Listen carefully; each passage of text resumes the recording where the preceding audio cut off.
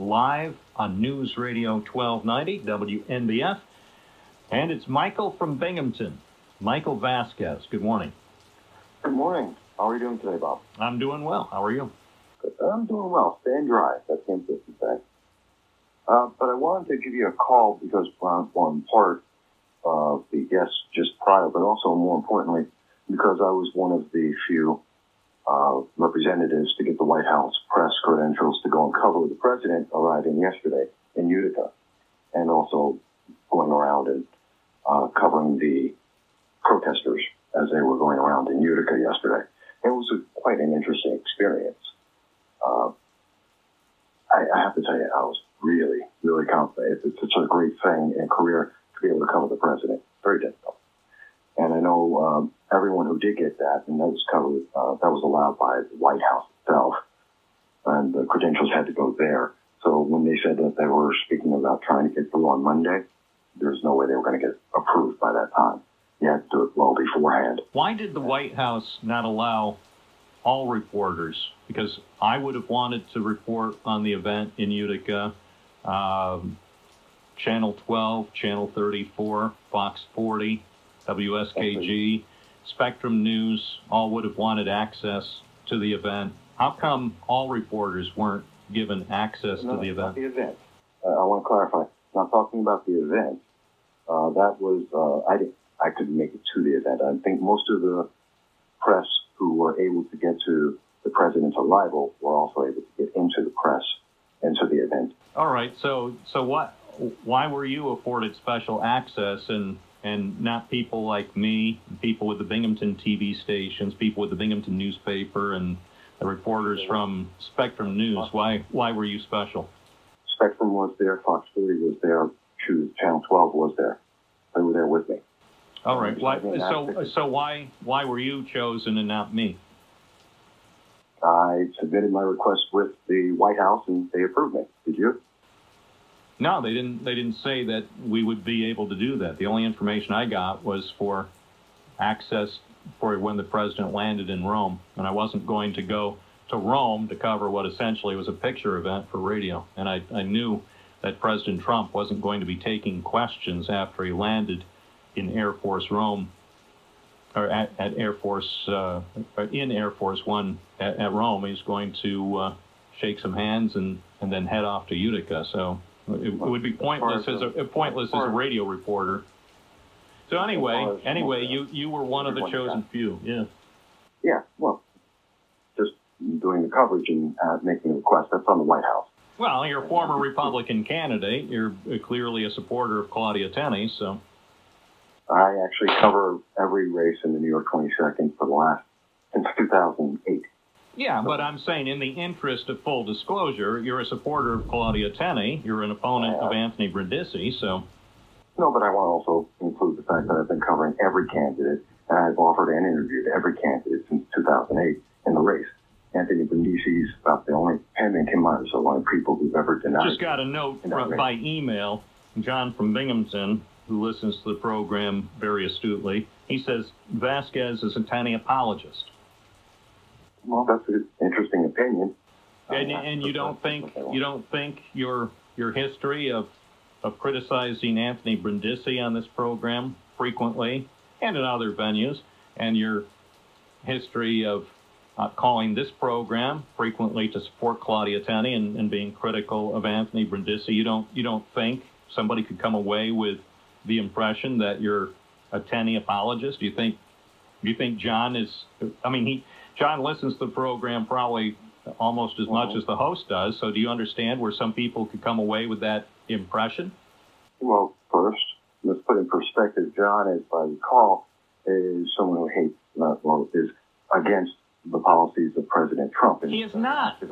John from Binghamton. John from Binghamton is the man who proposed naming Main Street in Binghamton for President Trump. It was so unusual so early in the president's term that what John from Binghamton proposed on this program made it into the New York Times in April of last year. So don't say that John from Binghamton is against the Trump administration's policies. I think he's more outspoken in favor of most of the Trump administration's policies than you are.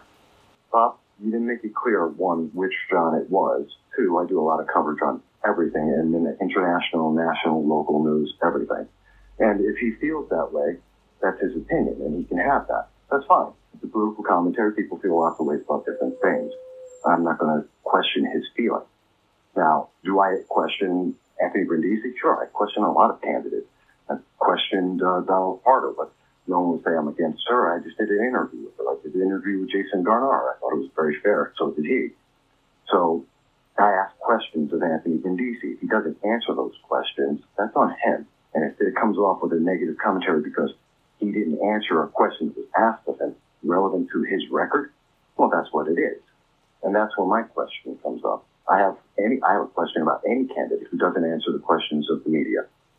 So that's that. But that isn't what I was calling about. I was calling about the event itself. But I mean, if you want to talk about my coverage and what I've been doing for the last 12 years, I'm more than happy to do that. Well, I need to set the stage. You can't come on the program and convey that you're a reporter in the same way as somebody I'm not is a reporter. I'm a political commentator. Okay, a political commentator, and people who are familiar with your commentary know your worldview, and then some of our listeners who are unfamiliar with your worldview need to know that before you continue. Yeah, no problem, but I just want to make sure it's a very fair understanding of what I do. I ask every politician, I've done interviews with Larry Sharp and all the conservatives, the libertarians. This is, do I have a right-leaning? Sure I do. And that's upfront. I'm a Republican conservative. Not a problem. But that doesn't mean I can't ask a fair question about someone's record and report that in context verbatim. Matter of fact, I'm one of the few people who will give any candidate of any race 100% in context verbatim coverage. No one else in the area does that. And I've always done that for 12 years. So what was your impression of the event? First of all, explain to me why initially it was not going to be open to the press, and then ultimately, apparently a few minutes before the event began, it was announced that the media could attend. What's your sense about what happened there? President Trump wanted to reach a wider audience and let the people know what he thought about the event and being in Utica, and also the candidates that are running for the New York 22nd race. That's my understanding of why they did that. That's on the president and the White House. I can't speak for that's my understanding of it. As for the event itself, I thought it was incredible. Being able to see Air Force One come in, video of that, and I'm going to be publishing that shortly.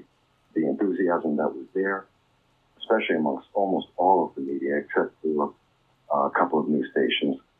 So that's behind the scenes stuff. But most of the reporters were very excited about being there because it is pretty much a once-in-a-lifetime event for many of us. And I have to give great credit to the security forces, the law enforcement there. They did a great job of making sure everyone was safe and secure in Utica and at the Griffith International Airport. The thing that was really interesting was once you got out of that event and went onto the streets in Utica, the number of people, the protesters, were insane. There's video footage, many of the news stations, including myself, have it, of the vitriol that was coming across. And you can see a very clear difference between the supporters who were across, and they were kept across the street from each other, although some of the protesters were coming over to the supporter side several times and trying to agitate them. But you can hear it and you can see in the video footage of how the disparity was, how much vitriol was in the anti-Trump, Anthony Brindisi supporter side. And also some of the signage was incredible, much of it very vulgar, and very offensive overall. But they did have a lot of people. I got to give them that. They had estimates are somewhere between 1,500 and 2,000 people who were bussed into Utica. Some of them were also natives there.